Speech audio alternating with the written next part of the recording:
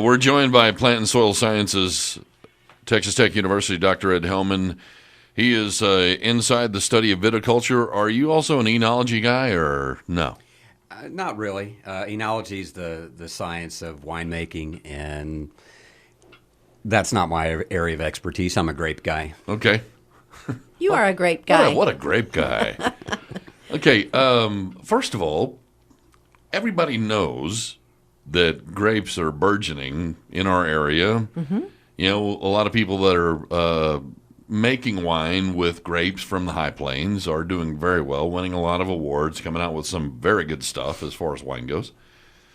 But is all of the rain and the moisture, is that kind of wreaking havoc on the crop? I mean, because I drove by some fields, grapes over the weekend. Not intentionally, just drove by and was like, wow. And I mean... Were they looking good? Well, there was a lot of growth and stuff on them, but there was also a lot of weeds and things. So how does all the rain and stuff affect the grapes? Because I was thinking grapes liked it, hot and dry. Well, they do. Of course, having lived through this horrendous drought the last 3 or 4 years, we all welcome the rain. But the amount of rain that we've had this year is kind of excessive for what grapevines really need. They don't need that much water. And so it will be a little problematic for grape growers this year in the sense that it's going to encourage more fungal diseases than we usually have to deal with. It's going to cause more weeds, as you saw, and that's always challenging to control. But beyond that, it's just going to make the vines grow much more vigorously, bigger vines. And that might sound like a good thing, but it's actually kind of overkill. We don't need real large vines to grow and ripen a good crop of grapes. Because? They're pretty efficient at producing grapes. And if you have a lot of extra leaves and a lot of extra shoots, it just causes shading. And the fruit can kind of get buried underneath all of that shade. So it doesn't necessarily create more fruit on the more vines. Correct. Ah. The fruit that's on the vine this year was actually predetermined last year. Really? Yeah. So now, how is that? Explain that. Well, so kind of early in the spring when the shoots are just beginning to grow is when the beginnings of flower clusters for next year start to develop. And so the growing conditions... the sunlight, the heat during that early spring period is what determines how many flower clusters and how big those clusters will be. Right. So this year's crop looks really good. There's a lot of fruit out there, and that's mostly a function of we had good conditions last year during flower development, but also we managed to escape a late spring frost this year. So if we can continue to dodge hailstorms and we can manage diseases, then we should have a very, very good crop this year. Now, we do have some wineries, local wineries, who take the grapes and make their wines, but a lot of our grapes are shipped elsewhere, correct? Correct. The High Plains is the single biggest grape-growing region in Texas. And so the grapes here actually supply wineries throughout the state. Wow. So I'm not sure people really realize that. We're the number one producing the High Plains grapes. Is, yes. So really, our wine's better than their wine because if we're shipping our grapes out somewhere, because obviously our grapes are good because they want them. Is it because of our climate being so dry up here normally? Altitude? Yeah, both of those things really. It the lower rainfall, lower humidity generally leads to fewer disease problems, fewer weed problems, easier management. The high altitude. And lots of sunlight, and it does actually cool off at night, usually, compared to other parts of the state. And so all of that combines to make our fruit quality better than most other areas. Well, relatively speaking, when I was talking about wine quality, if we're shipping our grapes and other people out of the area are buying our grapes, just by corollary, you would think our wine would be better because... the shorter distance between the field and the winery, the better off you're going to be, right?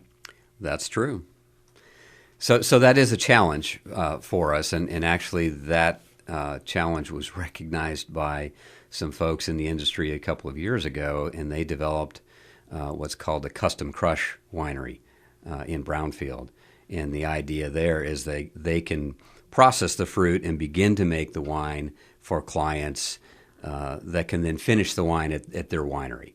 And so the grapes are harvested out here on the high plains. They're typically picked by machine at night, so it's the coolest part of the day. Short distance to that processing facility, and so they capture the quality that the growers have been working so hard on all season long, and they preserve that quality by processing it very quickly. And they can process that as far along as the client wants, and then they pick it up and continue the winemaking process. Interesting. Now, you're at Texas Tech University, and you guys have a department in viticulture, correct? Well, the department is plant and soil science. Right. We have a program in viticulture and enology. Yeah. Actually, several programs. What do you offer to students? So we have a viticulture and enology specialization within the plant and soil science degree. And that's exactly what it sounds like, students that want to specialize in the science of grape growing and winemaking in preparation for a career in the wine industry. So that program is actually still relatively new. We started that in 2010.